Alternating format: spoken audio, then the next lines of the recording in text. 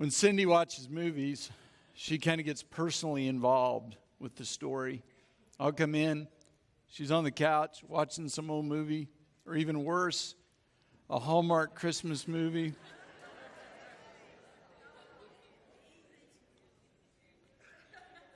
Let me just off topic, just a bit. Stop tagging me in Facebook posts about Hallmark Christmas movies. Y'all are so smart, Alec, and I get tagged in the same post 50, 60 times by you people. I can't stand the Hallmark Channel. I can't stand the movies. You could tag me every day for the rest of your life, and I'm not going to click on that link. I just want you to know that. Anyway, I'll come in. Cindy will be crying because the same movie, except the girls changed jobs. You know, the guy's different.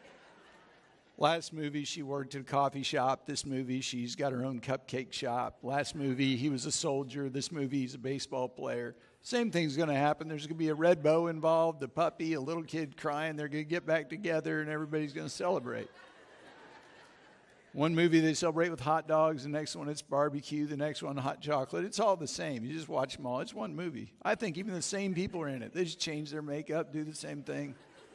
One movie, she's got a British accent. The next movie, she's from down south. The next movie, she's an airhead from California. But the movie's the same. Cindy still cries.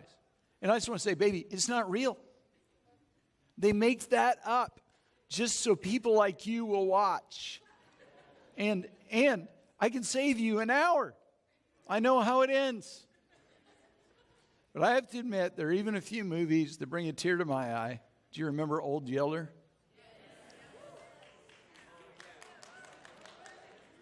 Now, there's a real movie.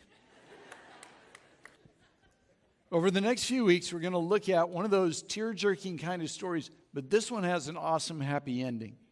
Mephibosheth, the star of the story, faced pain, rejection, hardship, displacement, and was completely forgotten. He had every right to be bitter, hard, and calloused, but somehow he wasn't. To understand the story, I have to give you the backstory. David and Jonathan were best friends. It wasn't a likely friendship. Jonathan was son of the king. He was heir to the throne. David was the guy who'd been anointed as the future king instead of Jonathan. Jonathan's father, King Saul, hated David so much so that they tried to kill him. You would expect David and Jonathan to be bitter enemies. Instead, Jonathan put the needs of the kingdom before his own, and they became close best friends.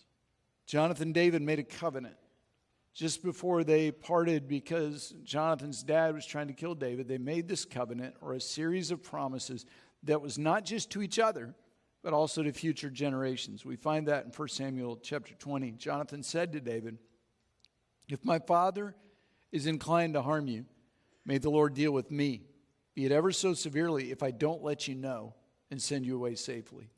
May the Lord be with you as he's been with my father, but show me unfailing kindness like that of the Lord as long as I live, so I may not be killed. And do not ever cut off your kindness from my family, not even when the Lord has cut off every one of David's enemies from the face of the earth." So Jonathan made a covenant with the house of David, saying, "May the Lord call David's enemies to account." And Jonathan had David reaffirm his oath out of love for him because he loved him as he loved himself. Ultimately, Saul and Jonathan were killed in battle, and David became king. He was famous. He was feared by his enemies. We pick up the story years later. In a moment of introspection and perhaps loneliness, David remembered his long-forgotten covenant with his best friend, and he wondered, is there anyone still left of the house of Saul to whom I can show kindness for Jonathan's sake? Now, let me back up to 2 Samuel chapter 4, where we were first introduced to a little boy named Mephibosheth. Jonathan, son of Saul, had a son who was lame in both feet. He was 5 years old when the news about Saul and Jonathan came from Jezreel. His nurse picked him up and fled.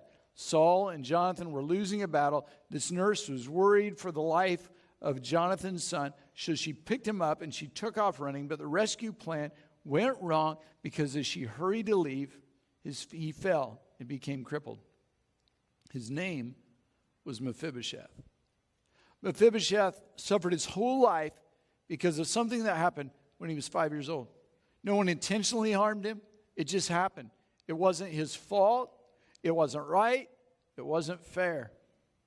To add insult to injury in those days, to be crippled was to be useless, worthless, alone. It was assumed that you were crippled because God was punishing you for your sin or for your parents' sin. You were a reject and an outcast. You were forgotten by your family, your friends, and society. Mephibosheth was an innocent bystander, just a child. He was wounded as a result of a battle his father and grandfather were in. He did nothing wrong. But the fight cost him greatly. Here's my question. Who that is innocent is going to be wounded because of your battle? Is it worth it? You can get so caught up in your opinions, fights, arguments, and rights that you forget that there's innocent who will be wounded. You like to think, oh, it won't affect anyone else, but it does. In battles, there are almost always casualties called collateral damage, or not the real enemy, but someone on the side. They're real people with real hurts. Your battle with your parents is your battle, but the effect on your own children may be lifelong. Your battle with someone else in the church has nothing to do with your friends or your children, but they can be hurt by it. I've watched it. It's horribly tragic and painful. Angry words were hurled, vicious accusations were made. The goal was to win. Unfortunately, unintended victims were listening and were affected. Your battle doesn't just affect your kids, it affects your spiritual heritage as well. The people you lead are directly affected by your choices. They pick up your offense and they learn from you an unhealthy way to deal with conflict and hurt. Because they look to you as a spiritual role model, your actions shape and give them an improper perspective of God. Your war of words, your angry hurling of feelings will cost someone something. I'm so aware of unintended consequences. When bad things happen, when people act wrong, when I get criticized or when people vent and I'm just the convenient target because they know I won't fight back. I don't share that with other people. Most of the time I don't even share it with the staff. Never shared it with my boys. Because I didn't want to risk someone else being a casualty of a battle that had nothing to do with them. Although I may be hurt, I'm not willing to risk them being collateral damage. God forbid that my children or granddaughter or your children pay the price for your battles. Just the thought of that scares me because Jesus said, if anyone causes one of these little ones to stumble, those who believe in me, it would be better for them to have a large millstone hung around their neck and be drowned in the depths of the sea. That's pretty severe. Jesus is saying, if your words and your actions cause an unintended consequence with a child, it'd be better off for you if you were drowned. I hear people say, well, I've got nothing to lose. I wish that were true. The fact is, there's always a cost. Some of you need to seek forgiveness for those who've been inadvertently wounded in your battles. Others of you need to just shut your mouth, especially around others. Your children, your grandchildren, your spouse, your friends, your followers, pick up your offense. New Christians might actually believe your gossip. And when they do, your bitterness has an effect that goes far beyond your lifetime, and you'll stand before God for it. Now, back to chapter 9 for the story.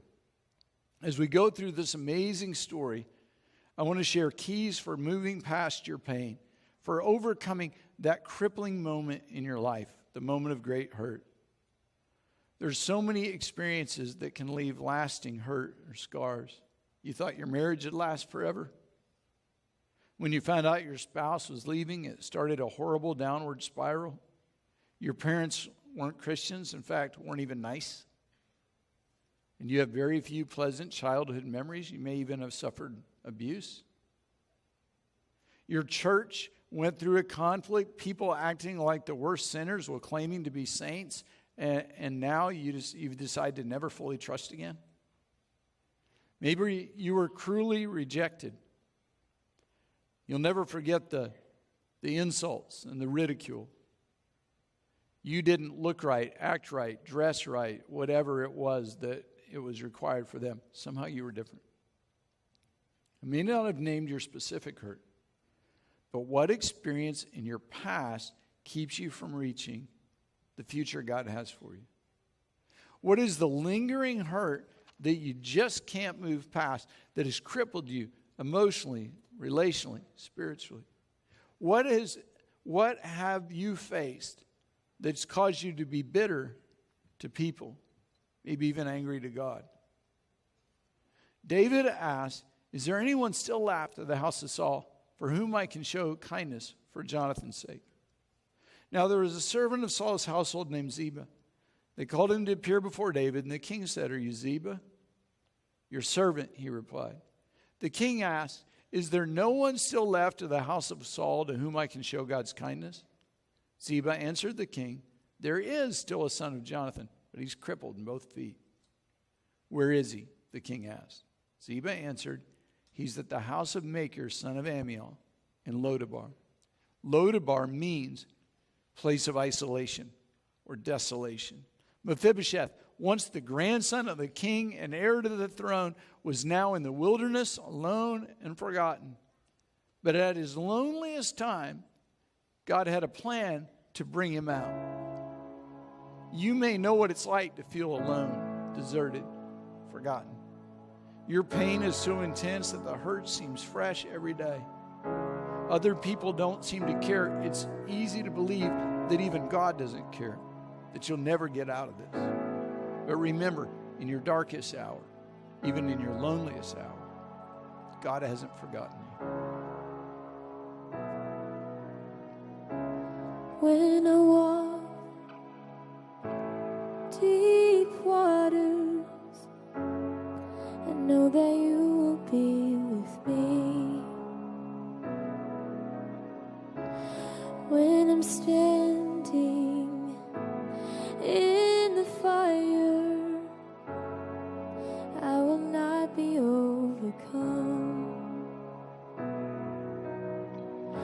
Through the valley of the shadow, I will not fear. I am not alone. I am not alone. You will go before me. You will never leave me. I am not alone. I am not alone. You will go before me. You will never leave me.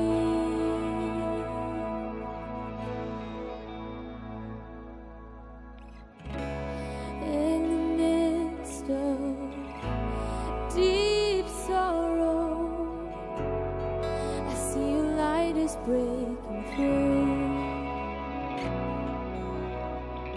The dark of night will not overtake me. I am pressing into you. Lord, you fight my every battle. Oh, and I will not fear. I am not alone. I am not alone. You will go before me. You will never leave me. I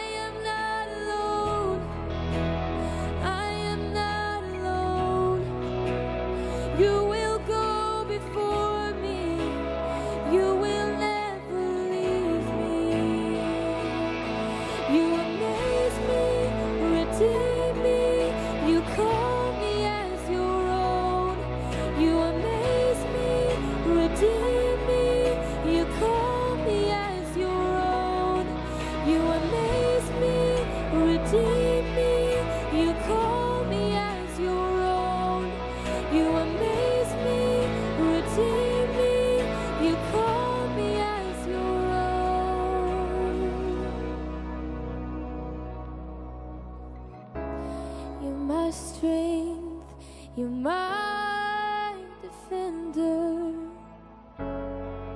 You're my refuge in the storm. And through these trials, you've always been faithful.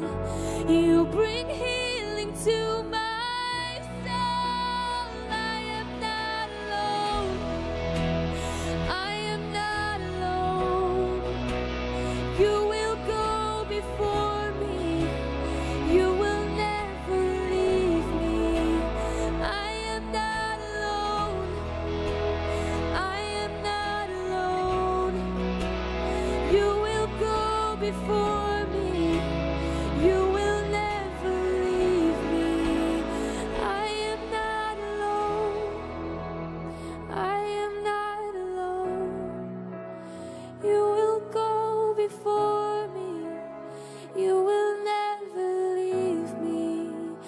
I am not alone. I am not alone. You will go before me.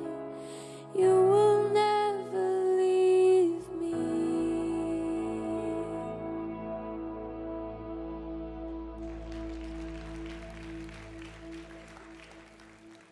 Even though you may feel alone, you're not alone.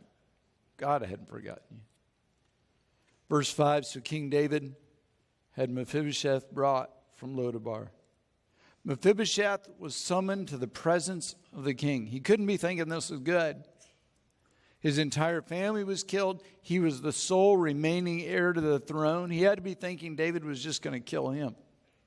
But he faced that fear, and he went to the palace. When he came to David, he bowed down to pay him honor. David said, Mephibosheth, your servant, he replied. Now, if you casually read the story, you may miss the significance of this moment. David displaced Mephibosheth's royal family line. David was occupying the throne Mephibosheth could have had. Mephibosheth had lived in fear for years. Now, in the presence of the king, Mephibosheth bowed down before David and declared himself David's servant. Mephibosheth fully released his bitterness. Some of you have been hanging on to a hurt for way too long. You don't think you can ever move past it? You've given up the thought of forgiving? Bitterness is a daily part of your life. It's interesting how it works, because bitterness tends to grow. And with each new offense, you hang on to more hurts, each new grudge, each unforgiven moment. The weight grows, and before long, your bitterness defines you. You are known by your enemies. Do you know what bitterness does? It makes you old and mean and angry and spiteful. Bitterness turns into inner rage and regret. There is little as ugly as a bitter person. I know it hurt. I know the pain was real. But you have a choice. Will you be bitter and vengeful? Will you hang on to grudges? Or will you release them? Will you nurse the offense and feed the pain? Or will you starve your pain? It's up to you. You have a choice. Choose to release the bitterness. Change your legacy. Let go of that thing that you've been holding on to for way too long. Your spouse, your children, your grandchildren, your friends, people in your ministry watching will be affected in a positive way by your choice instead of picking up your bitterness. David said to Mephibosheth, don't be afraid. I will show you kindness for the sake of your father Jonathan. I will return all the land that belonged to your grandfather Saul, and you'll always eat at my table. Mephibosheth bowed down and said, what is your servant that you should notice a dead dog like me? Mephibosheth obviously had some big-time self-worth issues. My heart goes out to him. He wasn't just physically crippled. He was emotionally crippled. He'd been wounded in battle. Circumstances beyond his control had given him a lot to deal with. His father, Jonathan, was probably the best friend David had ever known. Yet Mephibosheth called himself a dead dog. He obviously needed to be restored. Look at me, listen to me. It is not okay for you to think of yourself as useless and worthless. You're of infinite value and remarkable worth. God views you as valued and cared for and loved. You determine the value of something by the price someone else is willing to pay. God loves you so much that He demonstrated that by sending His own Son to die for you. God doesn't look at you the same way other people do. God sees you differently than you see yourself. God thinks you're incredible. I wouldn't trade my sons for anything in this world. We have a granddaughter now. I think everything she does is wonderful. She's incredible and special. The way I feel about Evie is how God feels about you. Regardless of what happened in your past, regardless of the hurt and pain, you have incredible worth and value to God. Then the king summoned Ziba, Saul's servant, said to him, I've given your master's grandson everything that belonged to Saul and his family. You and your sons and your servants are to farm the land for him and bring in the crops so your master's grandson may be provided for. David gave Mephibosheth everything his family previously owned. All his possessions were restored. He got his stuff back. You've lost a lot. Your hurt and your pain has cost you so much. You're years behind where you thought you would be, but God still has a plan. God wants to give you everything that Satan tried to take away. He wants to restore your marriage. He wants to restore your family. He wants to restore your relationships. He wants to restore your ministry. He even wants to give you your stuff back. The sequence is really important. It's not until you let go of, you release your bitterness, that God is fully able to restore. Isn't that powerful? Bitterness keeps you from God's blessing and God's purpose for your life. You can never hang on to what Jesus has while you're still hanging on to hurts. You'll never enjoy everything God has for you until you move on. Mephibosheth, grandson of your master, will always eat at my table. Then Ziba said to the king, your servant will do whatever my lord the king commands his servant to do. So Mephibosheth ate at David's table like one of the king's sons. Mephibosheth didn't just get his stuff back. His identity was restored. David gave Mephibosheth a place to eat at the king's table, a place of honor that was reserved for the royal family. Mephibosheth, the forgotten grandson of the king, was once again treated like royalty. He went from a dead dog to eating at the king's table in a matter of moments. It wasn't because of anything Mephibosheth did. His transformation was the result of the words of the king. God will restore your identity, your self-worth, and your self-esteem. It can happen in an instant.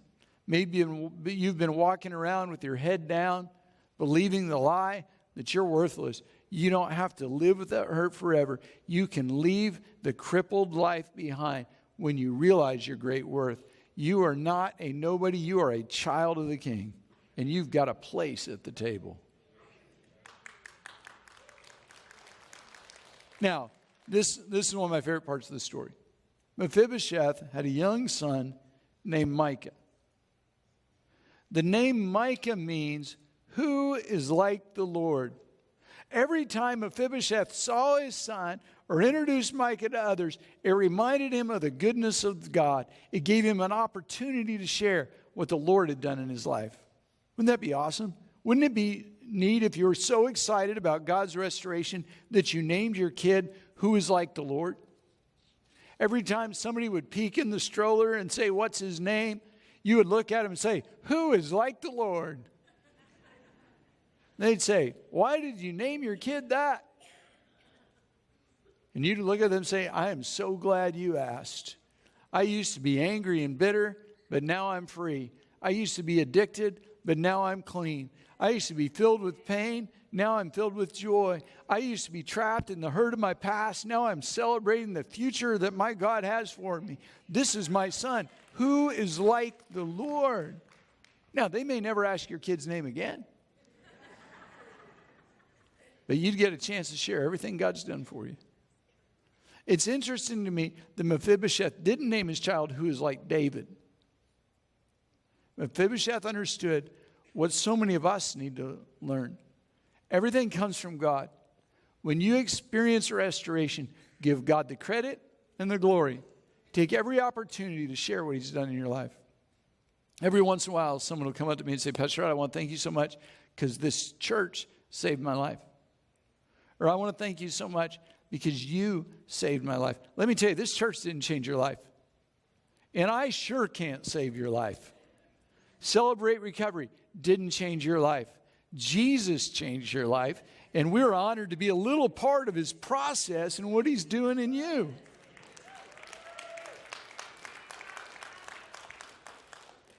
And all the members of Ziba's household were servants of Mephibosheth. Kind of put a little mark there mentally because in 3 weeks we're coming back to that. And Mephibosheth lived in Jerusalem because he always ate at the king's table and he was crippled in both feet.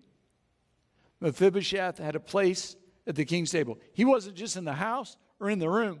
He was at the table. Even though he couldn't walk, he was at the very table he'd been destined for from birth. Jonathan and David made a covenant. Now, years later, Jonathan sat in the king's house at the king's table. The original plan for Mephibosheth's life was intact. David looked at him and said, come to the table. Now remember, this is a nation where the handicapped were treated like dogs.